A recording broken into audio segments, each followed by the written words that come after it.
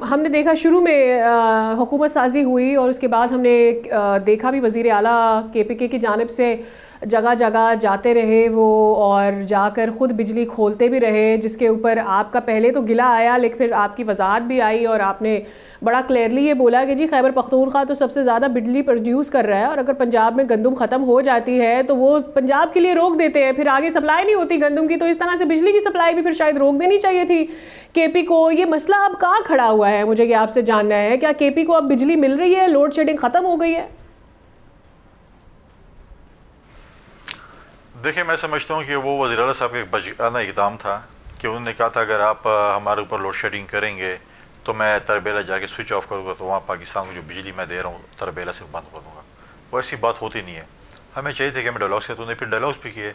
वो energy minister के साथ और इंटीरियर मिनिस्टर के साथ बैठ कर उन्होंने एक प्रेस कॉन्फ्रेंस भी की, वो भी आपके सामने है और हम समझे कि शायद ये चीज़ें बेहतर हो जाएंगी। जहाँ तक मेरी स्टेटमेंट, बिल्कुल मैं कहता हूँ कि खैबर पख्तूनख्वा सबसे सस्ती बिजली पैदा करता है, सबसे ज़्यादा भी हमारी जो कंजम्पशन है तरबेला की, जो बिजली खैबर पख्तूनख्वा को चाहिए उससे ज़्यादा हम पैदा करते हैं। हम रियासत को सस्ती बिजली दे रहे हैं, हम वो बिजली महंगी ले रहे हैं। हम 90,000 बैरल अगर तेल पैदा करता है पाकिस्तान तो 50,000 बैरल खैबर पख्तूनख्वा पैदा करता है। इस तरह हम गैस भी पैदा करते हैं, लिहाजा हमारे ऊपर बिजली और गैस की लोड शेडिंग जो है वो नहीं होनी चाहिए। ये बात कहना बहुत आसान है कि ये हमारे जो है यहाँ पर चोरी होती है। चोरी किसने कंट्रोल करनी है? आप किस लिए बैठे हैं लाखों रुपए तनख्वाह ले रहे हैं? आपकी डिपार्टमेंट किस लिए आपको चोरी देखिए, आप इसलिए हम बैठे हैं कि आप हमें बताएं कि आप लोग चोरियाँ कर रहे हैं।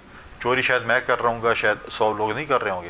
लिहाजा ये काम डिपार्टमेंट का, जो तनख्वाह ले रहे हैं करोड़ों और अरबों रुपए की मद में तनख्वाह ले रहे हैं, आपने चोरी नहीं रोकनी।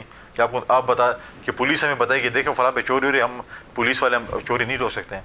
लिहाजा ये चीज़ें जो हैं हमारे खैबर पख्तूनख्वा में क्वेश्चन बड़े उठते हैं, लोग हमसे सवाल इस चीज़ पे करते हैं क्योंकि जब गंदम की सीज़न आता है पंजाब में, जब गंदम शॉर्ट होती है तो पंजाब में बॉर्डर बंद हो जाते हैं और गंदम खैबर पख्तूनख्वा नहीं आती। पोल्ट्री शॉर्ट हो जाती है, बॉर्डर बंद हो जाता है, एक DC साहब खड़े होते हैं, बॉर्डर बंद कर देते हैं, तो हमारे KP में जो है वो पोल्ट्री भी नहीं आती। लिहाजा हम ये समझते हैं कि ये हम तो सवालात होते हैं, तो इसको रियासत को ये समझना की ज़रूरत है, फेडरल गवर्नमेंट को चीज़ों की समझने की ज़रूरत है कि जो चीज़ें ऐसे अगर आपके टाइम पे तो आप बॉर्डर बंद कर देते हैं और अगर हम ये चीज़ें आपको देते हैं, हम रियासत की मजबूती के लिए, फेडरेशन की मजबूती के लिए ये चीज़ें कर रहे हैं, तो लिहाजा ये चीज़ें हम पे जो है बिजली और गैस की लोड शेडिंग नहीं होनी चाहिए। हमारे पास ये चीज़ें वाफिर मकदार में हैं। आप अपने डिपार्टमेंट्स को ठीक करें, वो चोरी रोकें, न कि मैं और आप चोरी रोक सकते हैं। ठीक है, मेरा आखिरी सवाल फैसल साहब आपसे, उसके दो पहलू हैं। एक तो हम ईद के बाद किसी बड़े ग्रैंड अलायंस की बाज़गश सुन रहे हैं, इसके लिए मौलाना साहब भी बड़े मुतहरिक नज़र आते हैं और PTI तो बार बार ये बात कर रही है। इस ग्रैंड अलायंस को कहाँ जाता देख रहे हैं? दूसरा, मौलाना साहब का गिला भी है कि उनकी सीटें मौजूद हैं और उनका स्टेक भी मौजूद हैं, उनका वोटर भी मौजूद है।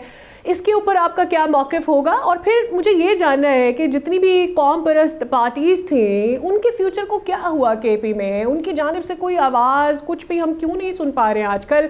ये ओवरऑल KP की सियासत को क्या हो रहा है? क्या इसमें कोई इवॉल्व हो रही है? आपकी पार्टी को भी जैसे मैंने कहा उस तरह से नहीं दिखती, तो ये मामला हो क्या रहा है ग्रैंड अलायंस से लेकर? इसके लिए आप कॉल करते हैं कि इस मुल्क में इलेक्शन फेयर नहीं हुए और 3 सूबे में इलेक्शन हराम है और 1 सूबे में इलेक्शन हलाल है, तो खैबर पख्तूनख्वा में भी इलेक्शन पे काफ़ी रिजर्वेशन है, चाहे वो पाकिस्तान पीपल्स पार्टी के हैं, चाहे मौलाना फजल रहमान के हैं, चाहे ANP के हैं, चाहे बाकी जमातों के हैं।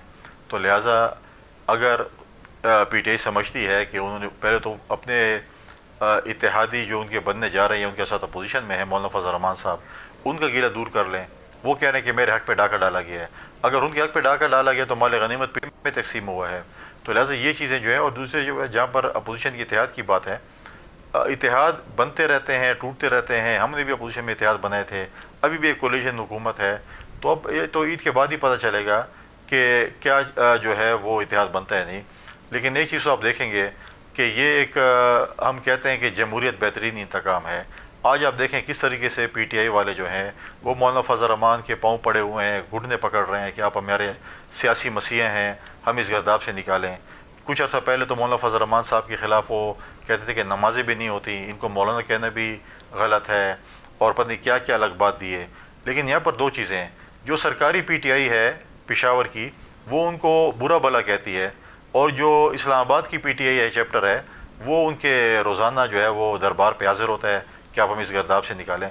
पहले PTI अपने अंदर जो है وہ پہلے فیصلہ کریں کہ جو پی ٹی آئی جو ہے جو مختلف چیپٹرز ہیں وہ ایک پیج پہ ہے کہ نہیں ہے. اگر وہ ایک پیج پہ پھر جا کر مولانا فضل الرحمان کی منت سماجت کریں کہ ہمارے ساتھ وہ کریں. لیکن اب دیکھتے ہیں کہ کیا ہوتا ہے کیونکہ ان کے اور مولانا صاحب کے فاصلے کافی ماضی میں بڑے تھے اور اب دیکھتے ہیں کہ وہ فاصلے کیسے کم ہوتے ہیں. اور یہ تو منظر کشی ہوگی کہ مولانا فضل الرحمان صاحب تقریر کر رہے ہوں اور نیچے پی ٹی آئی کا ورکر کھڑا ہوگا تو کیا نعرے لگا رہا ہوگا, کیا باتیں کر رہا ہوگا. آج وہ ان کے ٹرولر سے میں پوچھتا ہوں کہ آپ لوگوں کی کیا ہے مولانا فضل الرحمان کے متعلق خیالات. اب تو آپ لوگوں کو چاہیے کہ پرانے ٹویٹر ڈیلیٹ کر دیں, معافی مانگ لیں اور راہ راست پہ چلے جائیں. سبسکرائب کریں اور بیل دبائیں تاکہ کوئی خبر رہ نہ جائے.